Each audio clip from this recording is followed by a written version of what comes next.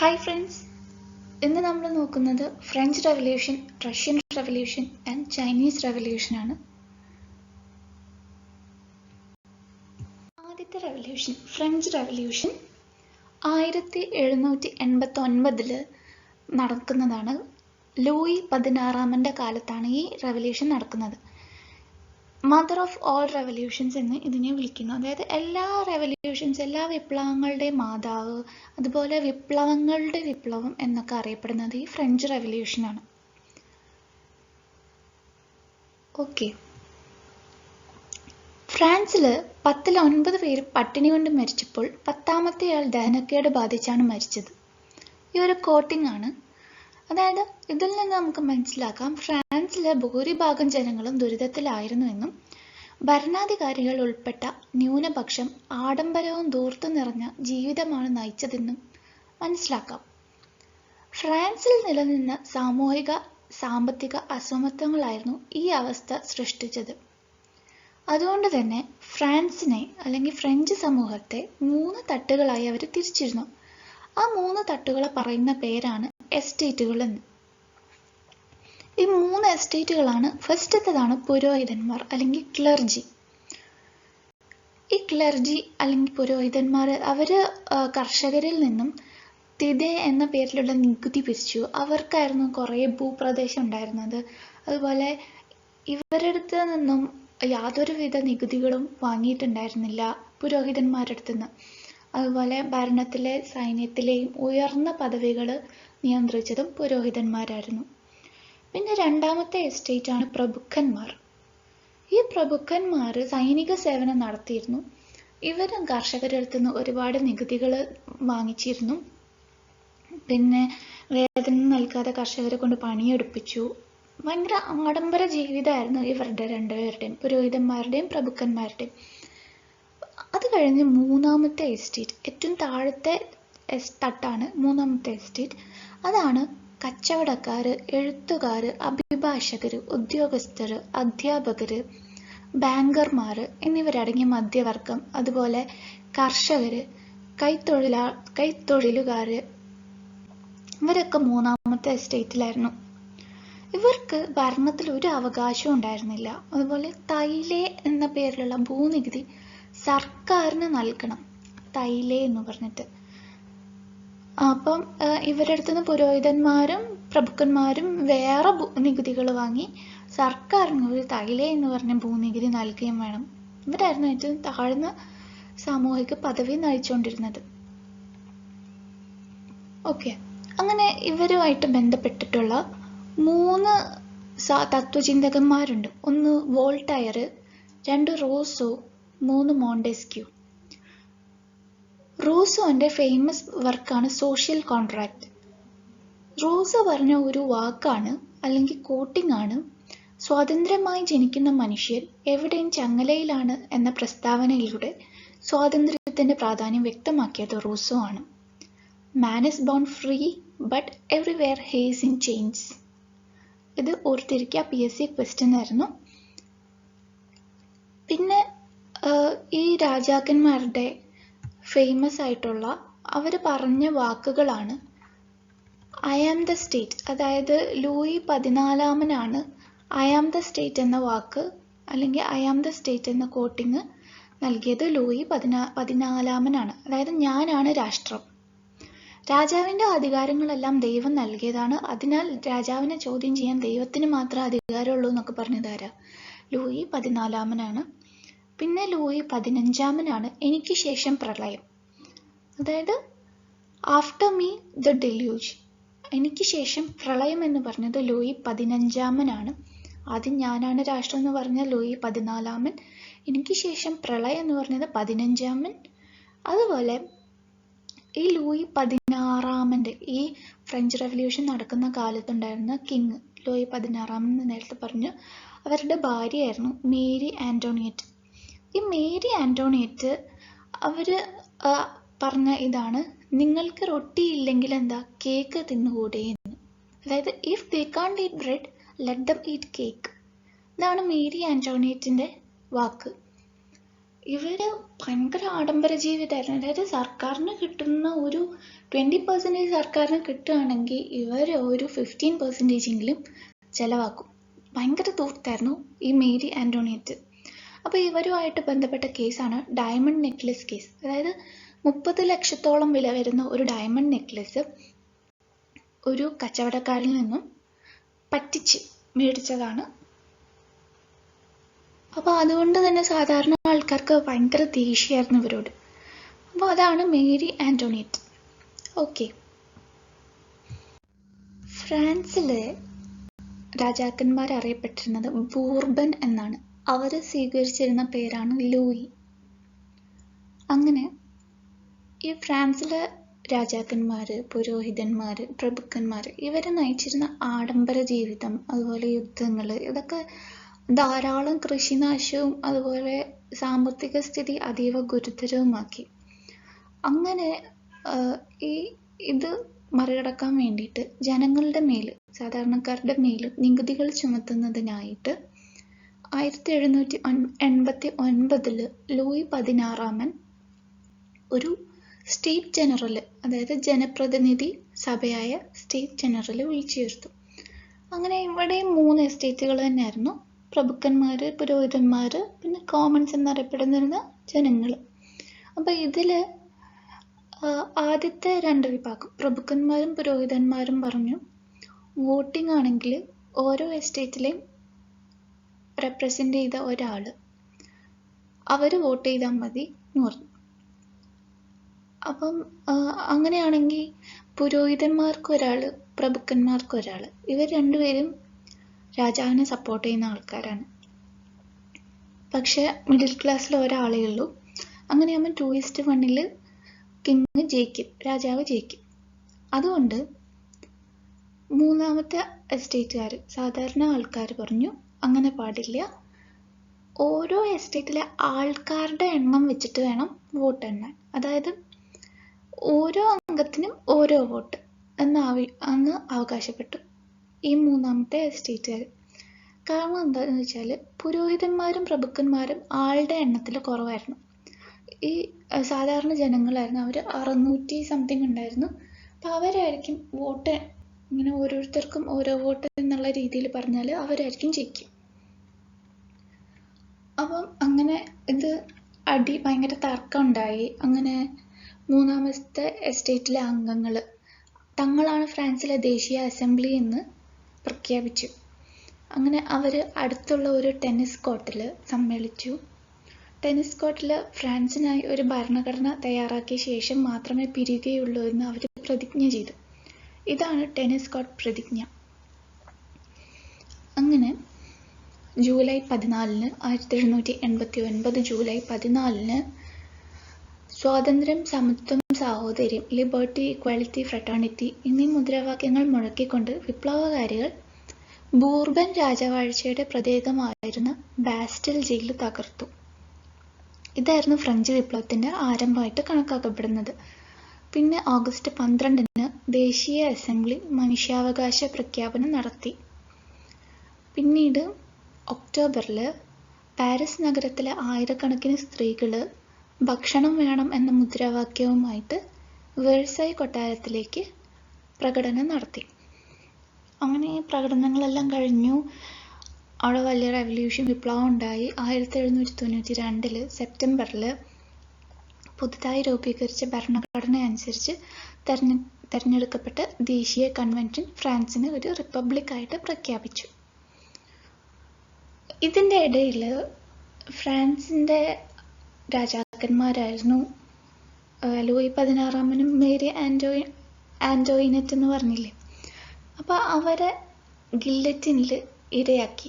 ഈ ഗില്ലറ്റിൻ എന്ന് പറഞ്ഞാൽ ഒരു നമ്മുടെ ഈ തൂക്കുകയറ് പോലത്തെ ഒരു സംഭവമാണ്. അതിൻ്റെ അകത്ത് ബ്ലേഡ് ഉണ്ടാവും. അപ്പോൾ ഗില്ലറ്റിൻ്റെ താഴെ ഒരാളെ കിടത്തും. മനുഷ്യനെ കിടത്തി കഴിഞ്ഞാൽ ഈ ബ്ലേഡ് പിടിച്ചുകൊണ്ടിരിക്കുന്ന ഒരാളുണ്ടാവും. അപ്പോൾ അയാൾ അത് ബ്ലേഡ് വിട്ടാൽ ഈ ബ്ലേഡ് നേരെ പോകുന്നത് ഈ താഴെ കിടക്കുന്ന ആളുടെ കഴുത്തിലായിരിക്കും. അങ്ങനെ തല വേറെ ഉടല് വേറെ എന്നുള്ള രീതിയിൽ സെപ്പറേറ്റ് ആവും. അപ്പോൾ ഇതായിരുന്നു ഗില്ലറ്റിൻ എന്ന് പറയുന്നത്. അപ്പോൾ ഇതിൽ നമ്മുടെ രാജാവായ ലൂയി 16 മേരി ആന്റോയിനറ്റിനെയും ഗില്ലറ്റിനിൽ ഇരയാക്കി. അതുപോലെ റോബിസ്പിയർ, മിറാബോ, ഡാൻറ്റൺ തുടങ്ങിയ കുറേ പേരൊക്കെ ഉണ്ടായിരുന്നു. ഇവരൊക്കെ ഫ്രാൻസിലെ മെയിൻ ആൾക്കാരായിരുന്നു. അപ്പോൾ ഇവരെയൊക്കെ ഈ ഗില്ലറ്റിന് ഇരയാക്കി. അങ്ങനെ 1794 ജൂലൈ വരെ ഇത് നീണ്ടു നിന്നു. അപ്പോൾ ഇതിനാണ് റെയിൻ ഓഫ് ടെറർ, അതായത് ഭീകരവാഴ്ച എന്ന് പറയുന്നത്. ഈ ഗില്ലറ്റിനെ ഇരയാക്കുന്നതാണ് റെയിൻ ഓഫ് ടെറർ എന്ന് പറയുന്നത്, ഭീകരവാഴ്ച. പിന്നെ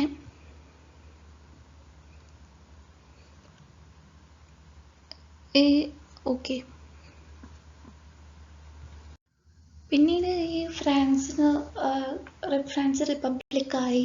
എന്നിട്ട് അതിനുശേഷം തിരഞ്ഞെടുക്കപ്പെട്ട രാജാവാണ് നെപ്പോളിയൻ ബോണപ്പാർട്ട്. ഇദ്ദേഹത്തെ ഫ്രഞ്ച് റെവല്യൂഷൻ്റെ ശിശു എന്നും വിശേഷിപ്പിക്കുന്നു. അങ്ങനെ ഇദ്ദേഹം രാജാവായി. ഇദ്ദേഹം ബ്രിട്ടനുകാരുമായിട്ട് 1815 വാട്ടർലൂ യുദ്ധം ഉണ്ടായിരുന്നു. ഈ യുദ്ധത്തിലാണ് അദ്ദേഹം തോറ്റുപോയത്. ബ്രിട്ടനെതിരെ വാട്ടർലൂ യുദ്ധത്തിലായിരുന്നു അദ്ദേഹം തോറ്റുപോയത് 1815. പിന്നീട് അദ്ദേഹത്തെ സെൻറ്റ് ഹെലേന ദ്വീപിലേക്ക് അദ്ദേഹത്തെ നാട് കടത്തി. പിന്നീട് അവിടുന്ന് അദ്ദേഹം മരിക്കുകയാണ് ഉണ്ടായിരുന്നത്. പിന്നെ ഫ്രാൻസും ഇംഗ്ലണ്ട് അല്ലെ ബ്രിട്ടീഷുകാരും തമ്മിലുണ്ടായിരുന്ന യുദ്ധങ്ങളാണ് 10 years of war, 7 years of war, Carnatic വാർ. ഈ 10 years of war എന്ന് പറയുന്നത് ശതകാല യുദ്ധം, അതുപോലെ 7 years of war കർണാട്ടിക് യുദ്ധം, ഇന്ത്യയിൽ വെച്ച് നടന്നതാണ് കർണാട്ടിക് യുദ്ധം. ഈ 3 യുദ്ധങ്ങളാണ് ഇംഗ്ലണ്ടിനെതിരെ ഫ്രാൻസിൽ നടന്നത്. അപ്പോൾ ഈ ഫ്രഞ്ച് റെവല്യൂഷൻ ടിപ്പു സുൽത്താനിൽ ഭയങ്കര ഇൻസ്പിറേഷൻ ഉണ്ടാക്കി. മൈസൂറിലെ റൂളറായിരുന്നു ടിപ്പു സുൽത്താൻ. അദ്ദേഹം സിറ്റിസൺ ടിപ്പു എന്ന പേര് സ്വീകരിച്ചു. പിന്നീട് ഈ ഫ്രഞ്ച് റെവല്യൂഷൻ്റെ പ്രതീകമായിട്ട് ട്രീ ഓഫ് ലിബർട്ടി എന്ന് ശ്രീരംഗപട്ടണത്തൊരു മരം നട്ടു. ശ്രീരംഗപട്ടണം അദ്ദേഹത്തിൻ്റെ ക്യാപിറ്റൽ തലസ്ഥാന നഗരിയായിരുന്നു. പിന്നെ അതുപോലെ ഫ്രഞ്ച് ക്ലബിൽ, ജാക്കോബിൻ്റെ ഫ്രഞ്ച് ക്ലബിൽ ഒരു മെമ്പർഷിപ്പ് കൂടി എടുത്തു. ഇത്രയാണ് ഫ്രഞ്ച് റെവല്യൂഷനെ കുറിച്ചിട്ട് പറയാനുള്ളത്. ഇനി അടുത്തത് റഷ്യൻ റെവല്യൂഷൻ. റഷ്യൻ റെവല്യൂഷൻ ഇത് നടക്കുന്നത് 1917 മാക്സിം ഗോർക്കി എന്ന ലോകപ്രസിദ്ധ റഷ്യൻ സാഹിത്യകാരൻ്റെ അമ്മ എന്ന നോവലിലെ ഒരു കഥാപാത്രത്തിൻ്റെ വാക്കുകളാണ് മേലെ കൊടുത്തിരിക്കുന്നത്. അതായത് അതിൻ്റെ ചെറിയൊരു ഇതാണ്, അവരുടെ മുദ്രാവാക്യമാണ് ഇങ്ങനെ: സ്വകാര്യ സ്വത്തുടമയുടെ സമ്പ്രദായം നശിക്കട്ടെ, എല്ലാ ഉൽപാദനോപാധികളും ജനങ്ങൾക്ക്, എല്ലാ അധികാരവും ജനങ്ങൾക്ക്, അധ്വാനം എല്ലാവരുടെയും ചുമതല. ഞങ്ങൾ വെറും കലാപകാരികളല്ലെന്ന് നിങ്ങൾക്കിപ്പോൾ മനസ്സിലാക്കാമല്ലോ. ഞങ്ങൾ വിപ്ലവകാരികളാണ്. ഇത് ഒരു ആ അമ്മ എന്ന് പറയുന്ന ഒരു നോവലിലെ ഒരു കഥാപാത്രത്തിൻ്റെ വാക്കുകളാണ്. അപ്പം ഇതിൽ പറയുന്നത്, അതിൽ റഷ്യയിലെ തൊഴിലാളികളുടെയും കർഷകരുടെയും അവരുടെ അവസ്ഥാസ്ഥിതി ഇതൊക്കെ അവർ പറയുകയാണ്. കാരണം അന്നത്തെ ആൾക്കാർ, ആ തൊഴിലാളികളും കർഷകരുമായിരുന്നു A to Z എല്ലാ പണികളും ചെയ്തുകൊണ്ടിരുന്നത്. അവരുടെ അധ്വാനം കൊണ്ടാണ് റഷ്യയിലുള്ള രാജാക്കന്മാർ അത്രയും വലിയതായിട്ട് ഇരിക്കുന്നത്. അപ്പം അവർക്കൊരു സ്വാതന്ത്ര്യം വേണം എന്നുള്ള രീതിയിലാണ് അവർ വിപ്ലവം ആരംഭിച്ചത്. റഷ്യ ഭരിച്ചിരുന്ന സാർ ചക്രവർത്തിമാരുടെ ഏകാധിപത്യത്തിന് കീഴിൽ കർഷകരും ഫാക്ടറി തൊഴിലാളികളും ദുരിതപൂർണമായ ജീവിതമാണ് നയിച്ചത്. റഷ്യയുടെ കാർഷിക മേഖലയിലെ കുറഞ്ഞ ഉൽപാദനം കർഷകരുടെ വരുമാനത്തെ ബാധിച്ചു. കൂടാതെ ഭൂരഹിതരായ അവർ നികുതി ഭാരവും വഹിക്കേണ്ടി വന്നു. പ്രകൃതി വിഭവങ്ങൾ കൊണ്ട് സമ്പന്നമായിരുന്ന റഷ്യയുടെ വ്യാവസായിക ഉൽപാദനം തുച്ഛമായിരുന്നു. ഉള്ള വ്യവസായങ്ങളിൽ ഭൂരിഭാഗവും വിദേശികളാണ് നിയന്ത്രിച്ചിരുന്നത്. അതായത് റഷ്യയിലെ സർ ചക്രവർത്തിമാരുടെ സ്വേച്ഛാധിപത്യം ആയിരുന്നു റഷ്യൻ വിപ്ലവത്തിന് ഏറ്റവും പ്രചോദനമായിട്ടുള്ളൊരു കാര്യം ഉണ്ടായിരുന്നു. അപ്പം ഇതിൽ ചില സാഹിത്യകാരന്മാരെ കൃതികൾ, അല്ലെങ്കിൽ ചില സാഹിത്യകാരന്മാരെ ഓർക്കണം. അതായത് ഒന്ന് മാക്സിം ഗോർക്കി, അദ്ദേഹത്തിൻ്റെ അമ്മ എന്ന് പറയുന്ന നോവല്, പിന്നെ Leo Tolstoy, Ivan Turgenev, Antonin Chekhov, ഇവരൊക്കെ പ്രധാന സാഹിത്യകാരന്മാരായിരുന്നു ആ കാലത്തുണ്ടായിരുന്നത്. പിന്നെ കാൾ മാക്സ്, അതുപോലെ ഫ്രെഡറിക് ഏംഗൽസ്, ഇവരുടെ ആശയങ്ങളായിരുന്നു മാർക്സിസം. മാർക്സിസ്റ്റ് ആശയങ്ങൾ തൊഴിലാളികൾക്ക് ആവേശം പകർന്നു. അങ്ങനെ മുതലാളിമാർ നിയന്ത്രിക്കുന്ന ഉൽപാദന വ്യവസ്ഥയ്ക്ക് പകരം തൊഴിലാളികളുടെ ആധിപത്യം സ്ഥാപിക്കാൻ അവർ ആഹ്വാനം ചെയ്തു. തൊഴിലാളികളുടെ ദുരിതങ്ങൾക്ക് പരിഹാരം കാണാനായി തൊഴിലാളി സംഘടനകൾ രൂപീകരിച്ചു. മാർക്സിസ്റ്റ് ആശയങ്ങളിൽ അധിഷ്ഠിതമായ സോഷ്യൽ ഡെമോക്രാറ്റിക് വർക്കേഴ്സ് പാർട്ടി രൂപം കൊണ്ടു. ഈ പാർട്ടി പിന്നീട് മെൻഷെവിക്കുകൾ, അതായത് ന്യൂനപക്ഷം എന്നും ബോൾഷെവിക്കുകൾ, ഭൂരിപക്ഷം എന്നും രണ്ടായി പിരിഞ്ഞു. ലെനിൻ, ട്രോട്സ്കി തുടങ്ങിയവർ ബോൾഷെവിക് പാർട്ടിക്ക് നേതൃത്വം നൽകിയപ്പോൾ അലക്സാണ്ടർ കെരൻസ്കിയാണ് മെൻഷെവിക്കുകൾക്ക് നേതൃത്വം നൽകിയത്. ബോൾഷെവിക് ഭൂരിഭാഗവും മെൻഷെവിക് ന്യൂനപക്ഷവും ആയിരുന്നു കേട്ടോ. അപ്പം ന്യൂനപക്ഷമായ മെൻഷെവിക്കിന് നേതൃത്വം നൽകിയത് അലക്സാണ്ടർ കെരൻസ്കി, ബോൾഷെവിക്കിന് നേതൃത്വം നൽകിയത് ലെനിൻ, ട്രോട്സ്കി. പിന്നെ ഇതിൽ ഇമ്പോർട്ടൻ്റ് ആയിട്ടുള്ള ഒരു ആളാണ് റഷ്യൻ ചലച്ചിത്ര സംവിധായകൻ സെർഗി ഐൻസ്റ്റീൻ. അദ്ദേഹം സംവിധാനം ചെയ്ത വിഖ്യാതമായ ചിത്രമാണ് ബാറ്റിൽ ഷിപ്പ് പൊട്ടൻകീൻ. ഇതൊരു നിശബ്ദ സിനിമയാണ്. ഓക്കെ, പിന്നെ അതുപോലെ ജോൺ റീഡിൻ്റെ ലോകത്തെ പിടിച്ചുകുലുക്കിയ 10 ദിവസം എന്ന പുസ്തകത്തെ ആധാരമാക്കിയുള്ള ചലച്ചിത്രം സംവിധാനം ചെയ്തതും സെർഗി ഐൻസ്റ്റീൻ ആണ്. ലോകത്തെ പിടിച്ചുകുലുക്കിയ 10 ദിവസം. ഓക്കെ, ഇനി 1905 നടന്ന റഷ്യ-ജപ്പാൻ യുദ്ധത്തിൽ റഷ്യക്കേറ്റ പരാജയം പ്രതിസന്ധി രൂക്ഷമാക്കി. രാഷ്ട്രീയ അവകാശങ്ങളും സാമ്പത്തിക പരിഷ്കാരങ്ങളും ആവശ്യപ്പെട്ട് തൊഴിലാളികൾ പെട്രോഗാഡ് എന്ന സ്ഥലത്ത് 1905 ജനുവരി 9 പ്രകടനം നടത്തി. ഇതിനു നേരെ പട്ടാളം വെടിവെച്ചു. 100 കണക്കിന് തൊഴിലാളികൾ കൊല്ലപ്പെട്ട ഈ സംഭവം ഒരു രക്തരൂഷിതമായ ഞായറാഴ്ച അല്ലെങ്കിൽ ബ്ലഡി സൺഡേ എന്നറിയപ്പെടുന്നു. സമരങ്ങൾ നടത്താനായി ഈ കാലഘട്ടത്തിൽ തൊഴിലാളികളുടെ സംഘങ്ങൾ റഷ്യയിലെമ്പാടും രൂപീകരിച്ചു. ഇവ സോവിയറ്റുകൾ എന്നറിയപ്പെടുന്നു. സമരം ശക്തമായതിനെ തുടർന്ന് ദ്യൂമ എന്ന നിയമനിർമ്മാണ സഭ രൂപീകരിക്കാൻ ചക്രവർത്തി നിർബന്ധിതനായി. 1914 ഒന്നാം ലോകയുദ്ധം ആരംഭിച്ചതോടെ ദ്യൂമയുടെ എതിർപ്പിനെ അവഗണിച്ച് സർ ചക്രവർത്തി നിക്കോളാസ് രണ്ടാമൻ യുദ്ധത്തിൽ പങ്കെടുക്കാൻ തീരുമാനിച്ചു. അനേകം റഷ്യൻ സൈനികർ ഇതിൽ കൊല്ലപ്പെട്ടു. 1917 ആയപ്പോഴേക്കും ഭക്ഷ്യ ദൗർബല്യം രൂക്ഷമായി. മാർച്ച് 8 ആയിരക്കണക്കിന് സ്ത്രീകൾ റൊട്ടിക്ക് വേണ്ടി തെരുവീഥികളിൽ പ്രകടനം നടത്തി. പെട്രോഗ്രാഡ് പട്ടണത്തിൽ തൊഴിലാളികൾ പ്രതിഷേധ പ്രകടനം നടത്തി. സൈനികർ ആദ്യം ഈ പ്രകടനങ്ങളെ നേരിട്ടെങ്കിലും പിന്നീട് വരും തൊഴിലാളികളോടൊപ്പം അവരും ചേർന്നു. ഒന്നാം ലോകയുദ്ധത്തിൽ തങ്ങൾ അനുഭവിച്ച ദുരിതങ്ങളാണ് സൈനികരെ പ്രധാനമായും ഇതിൽ പ്രേരിപ്പിച്ചത്. പെട്രോഗ്രാഡ് പട്ടണം തൊഴിലാളികൾ പിടിച്ചെടുത്തു. തുടർന്ന് നിക്കോളാസ് രണ്ടാമൻ സ്ഥാനമൊഴിയുകയും റഷ്യയിലെ മെൻഷെവിക് നേതാവായ അലക്സാണ്ടർ കെരൻസ്കിയുടെ നേതൃത്വത്തിൽ ഒരു താൽക്കാലിക ഗവൺമെന്റ് നിലവിൽ വരികയും ചെയ്തു. ഇതിന് ഫെബ്രുവരി വിപ്ലവം എന്നറിയപ്പെടുന്നു. കാരണം റഷ്യൻ കലണ്ടറിൽ അന്താരാഷ്ട്ര കലണ്ടറിനേക്കാൾ പിറകിലായതിനാലാണ് മാർച്ചിൽ നടന്ന വിപ്ലവത്തെ ഫെബ്രുവരി വിപ്ലവം എന്നറിയപ്പെടുന്നത്. താൽക്കാലിക ഗവൺമെന്റിനെ റഷ്യയിലെ സോവിയറ്റുകളിൽ ഒരു വിഭാഗം അംഗീകരിച്ചില്ല. ഈ സമയം സ്വിറ്റ്സർലൻഡിൽ കഴിയുകയായിരുന്ന വ്ളാഡിമിർ ലെനിൻ റഷ്യയിലെത്തി താൽക്കാലിക ഗവൺമെന്റിനെ ശക്തമായി എതിർത്തു. വിപ്ലവം അതിന്റെ ലക്ഷ്യം നേടണമെങ്കിൽ അധികാരം മുഴുവൻ സോവിയറ്റുകൾക്ക് കൈമാറണമെന്ന് അദ്ദേഹം ആവശ്യപ്പെട്ടു. ബോൾഷെവിക്കുകളും സോവിയറ്റുകളും ലെനിന്റെ നിലപാടിനെ പിന്തുണച്ചു.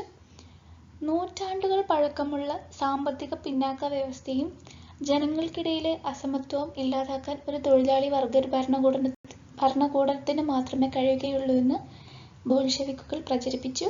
അതിനായി അവർ ചില ആവശ്യങ്ങൾ ഉന്നയിച്ചു. അങ്ങനെ ആ ആവശ്യങ്ങളൊക്കെ ഉന്നയിച്ചു കഴിഞ്ഞ് 1917 ഒക്ടോബറിൽ ബോൾഷെവിക്കുകൾ താൽക്കാലിക ഗവൺമെന്റിനെതിരായി സായുധ കലാപം ആരംഭിച്ചു.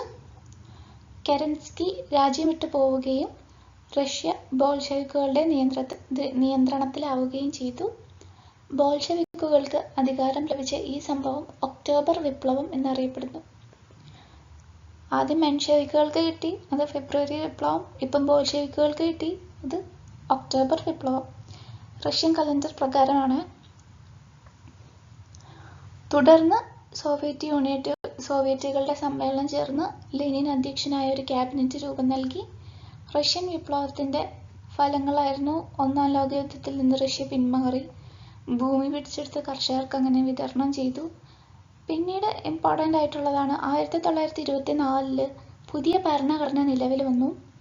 സോവിയറ്റ് റിപ്പബ്ലിക്കുകൾ കൂടിച്ചേർന്ന് സോവിയറ്റ് യൂണിയൻ, അതായത് USSR രൂപീകരിക്കപ്പെട്ടു. ലോകത്തിലെ വിവിധ ഭാഗങ്ങളിൽ സോഷ്യലിസ്റ്റ് ആശയങ്ങൾ അങ്ങനെ വ്യാപകമായി. ഇതാണ് റഷ്യൻ വിപ്ലവം. ഇനി ചൈനീസ് വിപ്ലവം. റെവല്യൂഷൻ നടക്കുന്നത് 1911 1911. ഒപ്പിയം വാർ അല്ലെങ്കിൽ കറുപ്പ് യുദ്ധം. അതായത് ചൈനീസ് ഉൽപ്പന്നങ്ങളായ പട്ട്, തേയില, മൺപാത്രം ഇവയ്ക്കൊക്കെ യൂറോപ്പിൽ വളരെയധികം ജനപ്രീതി ഉണ്ടായിരുന്നു. അങ്ങനെ ഇവരെ കയറ്റുമതിയിലൂടെ ചൈന നല്ല ലാഭം നേടി. പിന്നെ അത് തിരിച്ചു, അതായത് ചൈനയിലേക്ക് ഇറക്കുമതി ഇല്ലാതിരുന്നതിനാൽ യൂറോപ്യൻ വ്യാപാരികൾക്ക് നഷ്ടം സംഭവിച്ചു. അതുകൊണ്ട് തന്നെ ഇത് പരിഹരിക്കാനായിട്ട് ഇംഗ്ലീഷ് വ്യാപാരികൾ എന്താക്കി, ചൈനയിലേക്ക് ലഹരി പദാർത്ഥമായ കറുപ്പ് ഒപ്പിയം ഇറക്കുമതി ചെയ്തു. ഇത് ചൈനയുടെ വ്യാപാരത്തെയും ഇതിൻ്റെ ഉപയോഗം ചൈനീസ് ജനതയുടെ മാനസിക നിലയെയും പ്രതികൂലമായി ബാധിച്ചു. ഇതോടെ സാമ്പത്തികമായും മാനസികമായും ചൈനക്കാർ അടിമത്തത്തിലായി. അങ്ങനെ ഇതിനെതിരെ നടന്ന വാറാണ് ഒപ്പിയം വാർ. ഇത് 1839 മുതൽ 42 വരെ നടന്നതാണ്. അത് വർഷം ഓർത്തിരിക്കണം എന്നില്ല. നടന്നത് ചൈനയും ബ്രിട്ടീഷും തമ്മിലാണ്. ഓക്കെ, അത് ഓർത്തിരുന്നാൽ മതി. ചൈനയും ബ്രിട്ടീഷും തമ്മിലാണ് ഒപ്പിയം വാർ നടന്നത്. പിന്നെ വേറൊരു നയമായിരുന്നു തുറന്ന വാതിൽ നയം, അതായത് ഓപ്പൺ ഡോർ പോളിസി. ഇത് അമേരിക്ക നടപ്പിലാക്കിയതാണ്. തുറന്ന വാതിൽ നയം എന്ന് പറഞ്ഞാൽ 19ാം നൂറ്റാണ്ടിൻ്റെ അവസാനമാകുമ്പോൾ നിരവധി യൂറോപ്യൻ രാജ്യങ്ങൾ ചൈനയിലെ വ്യാപാര ആനുകൂല്യങ്ങൾ കരസ്ഥമാക്കി. എന്നാൽ ഈ സമയത്ത് ചൈനയിൽ ശ്രദ്ധിക്കാൻ കഴിയാതിരുന്ന അമേരിക്കയ്ക്ക് ഈ ആനുകൂല്യങ്ങൾ ലഭിച്ചില്ല. തുടർന്ന് അമേരിക്കൻ സ്റ്റേറ്റ് സെക്രട്ടറി ജോൺ ഹെയ് പ്രഖ്യാപിച്ച നയമാണ് തുറന്ന വാതിൽ നയം. ഈ നയമനുസരിച്ച് ചൈനയുടെ കമ്പോളങ്ങളിൽ എല്ലാ രാജ്യക്കാർക്കും തുല്യ അവസരവും ഉണ്ടെന്ന് അമേരിക്ക വാദിച്ചു. ചൈന വിവിധ രാജ്യങ്ങളുടെ സ്വാധീന മേഖലകളിലായി വിഭജിക്കപ്പെട്ടു. അമേരിക്കയ്ക്ക് ചൈനയിൽ ഇടപെടാൻ അവസരമൊരുക്കുക എന്നതായിരുന്നു ഈ നയത്തിൻ്റെ ലക്ഷ്യം. അങ്ങനെ ഓപ്പൺ ഡോർ പോളിസി അമേരിക്ക പ്രഖ്യാപിച്ചു. ചൈന ഭരിച്ചിരുന്ന രാജവംശമായിരുന്നു മഞ്ചു രാജവംശം. ഇവര് വിദേശ ഇടപെടലിനെയും ആധിപത്യത്തിനെയും അനുകൂലമായ നിലപാടാണ് സ്വീകരിച്ചത്. ചൈനയിൽ പ്രവർത്തിച്ചിരുന്ന ചില രഹസ്യ സംഘടനകൾ ഇതിനെതിരെ 1900 കലാപം സംഘടിപ്പിച്ചു. ബോക്സർമാരുടെ മുഷ്ടിയായിരുന്നു അവരുടെ മുദ്ര. ഇത് ബോക്സർ കലാപം അല്ലെ ബോക്സർ റിബലിയൻ എന്നറിയപ്പെടുന്നു. പരാജയപ്പെട്ടെങ്കിലും പിൽക്കാല വിപ്ലവങ്ങൾക്ക് ബോക്സർ കലാപം ശക്തി പകർന്നു. 1911 ഡോക്ടർ സൻ യാറ്റ്-സെന്നിന്റെ നേതൃത്വത്തിൽ മഞ്ചു രാജഭരണത്തിനെതിരായി ചൈനയിൽ വിപ്ലവം നടന്നു. ഇത് ചൈനയിൽ രാജവാഴ്ചയ്ക്ക് അന്ത്യം കുറിച്ചു. തുടർന്ന് ദക്ഷിണ ചൈനയിൽ സൻ യാറ്റ്-സെന്നിന്റെ നേതൃത്വത്തിൽ കുമിൻതാങ് പാർട്ടി ഒരു റിപ്പബ്ലിക് ഭരണം സ്ഥാപിച്ചു. സൻ യാറ്റ്-സെൻ ദേശീയത, ജനാധിപത്യം, സോഷ്യലിസം എന്നീ 3 ആശയങ്ങൾക്ക് പ്രാധാന്യം നൽകി. പടിഞ്ഞാറൻ രാഷ്ട്രങ്ങളുമായി സമത്വം വേണമെന്നാവശ്യപ്പെട്ട സൻ യാറ്റ്-സെൻ ചൈനയുമായി വിദേശികൾ ഒപ്പിട്ട അന്യായമായ ഉടമ്പടികൾ റദ്ദാക്കാൻ തീരുമാനിച്ചു. കൃഷിയുടെയും വ്യവസായത്തിന്റെയും പുരോഗതിക്ക് ആവശ്യമായ നടപടികൾ കുമിൻതാങ് റിപ്പബ്ലിക് സ്വീകരിച്ചു. റഷ്യയുടെ സഹായം വിവിധ മേഖലകളിൽ ചൈനയ്ക്ക് ലഭിക്കുകയും ചെയ്തു. ചൈനീസ് കമ്മ്യൂണിസ്റ്റ് പാർട്ടി അങ്ങനെ രൂപീകൃതമാകുകയും ചെയ്തു. ആദ്യകാലങ്ങളിൽ കുമിൻതാങ്ങുകളും കമ്മ്യൂണിസ്റ്റുകളും തമ്മിൽ സഹകരിച്ചാണ് പോയത്. എന്നാൽ സന്യാറ്റ്സെന്നിന്റെ മരണത്തെ തുടർന്ന് ചിയാങ് കൈഷക് ഭരണത്തിന്റെ തലവനായി വന്നതോടെ ഈ സഹകരണം ഇല്ലാതായി. കാരണം ചിയാങ് കൈഷക് ഈ യൂറോപ്യൻസിനെ സപ്പോർട്ട് ചെയ്ത് നിന്നു. അപ്പോൾ ഈ യൂറോപ്യൻസുമായിട്ട് യുദ്ധങ്ങൾ വരുമ്പം മറ്റേ പാർട്ടിക്കാരുടെ കുമിന്താങ് പാർട്ടിക്കാരുടെ ഇതുമായിട്ട്, അതായത് മറ്റേ പാർട്ടിക്കാരുടെ ആൾക്കാരെ കൊല്ലാൻ വേണ്ടിയിട്ട് ഈ ചിയാങ് കൈഷക് അതിനായിരുന്നു മുൻതൂക്കം കൊടുത്തിരുന്നത്. യൂറോപ്യന്മാരുമായിട്ട് വാറ് നടക്കുമ്പോൾ സ്വന്തം ജനതയിലുള്ള ആൾക്കാരെ തന്നെ കൊല്ലാനായിരുന്നു ചിയാങ് കൈഷക് നേതൃത്വം അധികവും നോക്കിയിരുന്നത്. അതുകൊണ്ട് തന്നെ ഇവർക്ക് രണ്ടുപേർക്കും ഇടയിൽ വിഭജനം ഉണ്ടായി. ഓക്കെ. ചിയാങ് കൈഷക് ചൈനയിൽ സൈനിക ഏകാധിപത്യ ഭരണത്തിന് തുടക്കം കുറിച്ചു. കമ്മ്യൂണിസ്റ്റുകളുമായുള്ള സഹകരണം ഉപേക്ഷിച്ച് അദ്ദേഹം അമേരിക്ക അടക്കമുള്ള വിദേശ ശക്തികൾക്ക് ചൈനയിൽ യഥേഷ്ടം ഇടപെടാൻ അവസരമൊരുക്കി. ചൈനയുടെ കൽക്കരി, ഇരുമ്പ് വ്യവസായങ്ങൾ, ബാങ്കിങ്, വിദേശ വ്യാപാരം തുടങ്ങിയ മേഖലകളെല്ലാം നിയന്ത്രിച്ചിരുന്നത് വിദേശ രാജ്യങ്ങളായിരുന്നു. ചിയാങ് കൈഷകിന്റെ നയങ്ങളെ കമ്മ്യൂണിസ്റ്റുകാർ എതിർത്തതിനെ തുടർന്ന് അവരെ ക്രൂരമായി നേരിട്ടു. ഈ സമയം ചൈനീസ് കമ്മ്യൂണിസ്റ്റ് പാർട്ടിയുടെ നേതാവായി മാവോ സേതുങ് ഉയർന്നു വന്നു. 1934 കമ്മ്യൂണിസ്റ്റുകൾ മാവോയുടെ നേതൃത്വത്തിൽ തെക്കൻ ചൈനയിലെ കിയാൻസിങ്ങിൽ നിന്നും ഒരു യാത്ര ആരംഭിച്ചു. നിരവധി പ്രതിബന്ധങ്ങൾ തരണം ചെയ്തുകൊണ്ടുള്ള അതിസാഹസികമായ ഈ യാത്ര വടക്ക് പടിഞ്ഞാറ് യനാനിൽ അവസാനിച്ചു. യാത്രയിൽ ഉടനീളം ധാരാളം കൃഷിഭൂമിയും അനേകം ഗ്രാമങ്ങളും പ്രഭുക്കന്മാരിൽ നിന്നും പിടിച്ചെടുത്ത കർഷകർക്ക് നൽകി. ഏകദേശം 12,000 കിലോമീറ്റർ സഞ്ചരിച്ച ഈ യാത്ര ലോങ് മാർച്ച് എന്നറിയപ്പെടുന്നു. തൽഫലമായി വിദേശാധിപത്യത്തിനെതിരായ ചൈനീസ് ജനതയുടെ പോരാട്ടത്തിന്റെ പ്രതീകമായി കമ്മ്യൂണിസ്റ്റുകളും മാവോ സേതുങ്ങും മാറി. അദ്ദേഹത്തിന്റെ നേതൃത്വത്തിലുള്ള ചുവപ്പ് സേന അല്ലെങ്കിൽ റെഡ് ആർമി കുമിന്താങ് ഭരണത്തിന്റെ കേന്ദ്രം കൈക്കലാക്കിയതിനെ തുടർന്ന് ചിയാങ് കൈഷക് തായ്വാനിലേക്ക് രാഷ്ട്രീയാഭയം തേടി. 1949 ഒക്ടോബർ 1 ചൈന മാവോ സേതുങ്ങിന്റെ നേതൃത്വത്തിൽ ജനകീയ ചൈന റിപ്പബ്ലിക് ആയിട്ട് മാറി. അപ്പം രണ്ട് കാര്യം ഇവിടെ ഓർക്കണം. ഒന്ന്, ചൈനീസ് വിപ്ലവം നടന്നത് 1911 ചൈന റിപ്പബ്ലിക് ആവുന്നത് 1912 ജനകീയ റിപ്പബ്ലിക് ആവുന്നത് 1949 ഓക്കെ. പിന്നെ 1949 October 1 people's republic of China ആയിട്ട് അതിൽ മാവോ സേതുങ് ചെയർമാനായിട്ടും ചൗ എൻ ലായ് പ്രൈം മിനിസ്റ്ററായിട്ടും സ്ഥാനാർത്ഥിത്വം ഏറ്റെടുത്തു. ഇത് നടന്നത് ബീജിങ്ങിലെ തിയാനൻമെൻ സ്ക്വയറിലാണ്. ഇതിനോട് ബന്ധപ്പെട്ട് വേറെ ഒരു സ്ഥലവും കൂടിയുണ്ട്. നാൻകിൻ നഗരം പിടിച്ചടക്കിയതും ഈ മാവോ സേതുങ്ങിന്റെ നേതൃത്വത്തിലുള്ള റെഡ് ആർമികളായിരുന്നു കേട്ടോ. അപ്പം ബീജിങ്ങിലെ തിയാനൻമെൻ സ്ക്വയറിൽ വെച്ചിട്ടാണ് ഇവർ പീപ്പിൾസ് റിപ്പബ്ലിക് ഓഫ് ചൈന എന്ന് പ്രഖ്യാപിക്കുന്നത്. പിന്നീട് ഇതുമായിട്ട് ബന്ധപ്പെട്ട വേറെ ഒന്നാണ് മുല്ലപ്പൂ വിപ്ലവം അല്ലെങ്കിൽ ജാസ്മിൻ റവല്യൂഷൻ. ഇത് ആദ്യം നടക്കുന്നത് ചൈനയിലാണ്. പിന്നീട് ഇത് ലേറ്റസ്റ്റ് ആയിട്ട് നടക്കുന്നത് ഇതിൻ്റെ പ്രചോദനങ്ങൾ നടക്കുന്നത് ട്യൂണീഷ്യയിലാണ്. ഓക്കെ. അപ്പോൾ ആദ്യം നടക്കുന്നത് ചൈനയിലും പിന്നീട് നടക്കുന്നത് ട്യൂണീഷ്യയിലുമാണ്. അപ്പോൾ ഇത്രയാണ് French, Russian, Chinese revolution. Points not ചെയ്യുക. ഇതൊക്കെയാണ് important points. So thank you for watching. Stay tuned. നിങ്ങളുടെ അഭിപ്രായങ്ങളും ഒക്കെ കമൻസിൽ രേഖപ്പെടുത്തുക. എന്തെങ്കിലും മാറ്റങ്ങൾ വരണമെങ്കിൽ എല്ലാം കമൻറ്റിലൂടെ അറിയിക്കുക. So thank you for watching and stay tuned. Bye.